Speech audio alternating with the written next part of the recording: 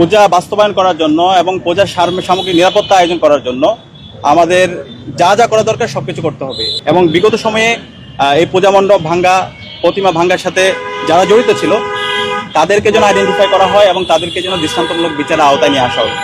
আপনারা জানেন, আজ থেকে আমাদের সনাতন ধর্মাবলম্বী ভাই বোনদের সর্ববৃহৎ উৎসব শারদীয় দুর্গাপূজা শুরু হচ্ছে।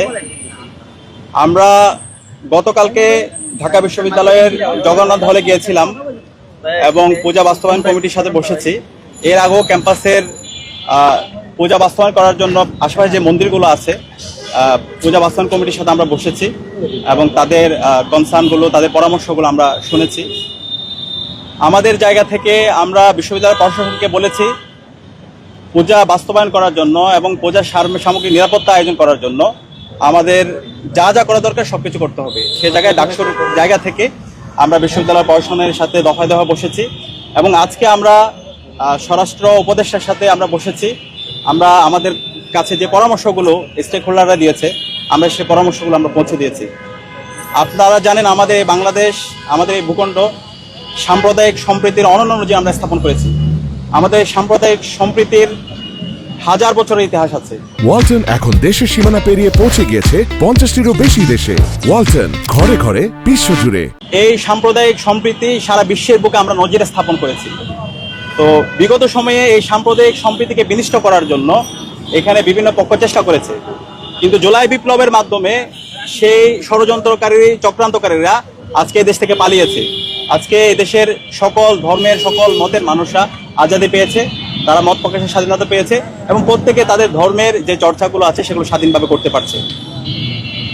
আমাদের এবারের যে পূজা, সেই পূজায় যেন সবাই স্বাধীনভাবে, সুন্দরভাবে ধর্মীয় আমাদের যে উদযাপন আছে সেটা যেন সুন্দরভাবে করতে পারে, সে জায়গা থেকে আমরা আমাদের পরামর্শগুলো স্বরাষ্ট্র উপদেষ্টাকে জানিয়েছি। বিশেষ করে নিরাপত্তার বিষয়গুলো আমরা শুধুমাত্র ঢাকা বিশ্ববিদ্যালয়ের কথা বলিনি, একই সাথে বাংলাদেশের যত প্রতিষ্ঠান আছে, যতগুলো বিশ্ববিদ্যালয় আছে, কলেজ আছে, স্কুল আছে এবং একই সাথে আমাদের সারা দেশের যত পূজা মণ্ডপ আছে সব জায়গায় যেন নিরাপত্তা ইনশিওর করা হয় এবং পর্যাপ্ত আইন শৃঙ্খলা বাহিনীর যেন মোতায়েন করা হয়, একই সাথে সিসিটিভি যেন রাখা হয়। এই বিষয়গুলো আমরা কনসার্নগুলো জানিয়েছি এবং বিগত সময়ে এই পূজা মণ্ডপ ভাঙ্গা, প্রতিমা ভাঙ্গার সাথে যারা জড়িত ছিল তাদেরকে যেন আইডেন্টিফাই করা হয় এবং তাদেরকে যেন দৃষ্টান্তমূলক বিচারের আওতায় নিয়ে আসা হয়, সে কনসার্নটা জানিয়েছি।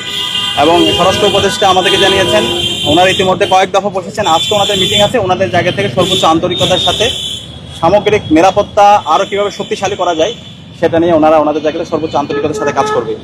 আর আমরা আরও কয়েকটা দাবি জানিয়েছি। আপনারা জানেন, জুলাই বিপ্লব পরে ঢাকা বিশ্ববিদ্যালয়ে 2টা হত্যাকাণ্ড হয়েছে, সাম্য হত্যাকাণ্ড এবং তোফাজ্জল হত্যাকাণ্ড। তো তোফাজ্জল হত্যাকাণ্ডের আমরা এটার বিচার অগ্রগতি থাকলেও সাম্য হত্যাকাণ্ডের সামগ্রিক বিচার আমরা অগ্রগতি দেখতে পাচ্ছি না। এটার সাথে কারা জড়িত সেই রিপোর্টগুলো আমরা এখনো পাইনি।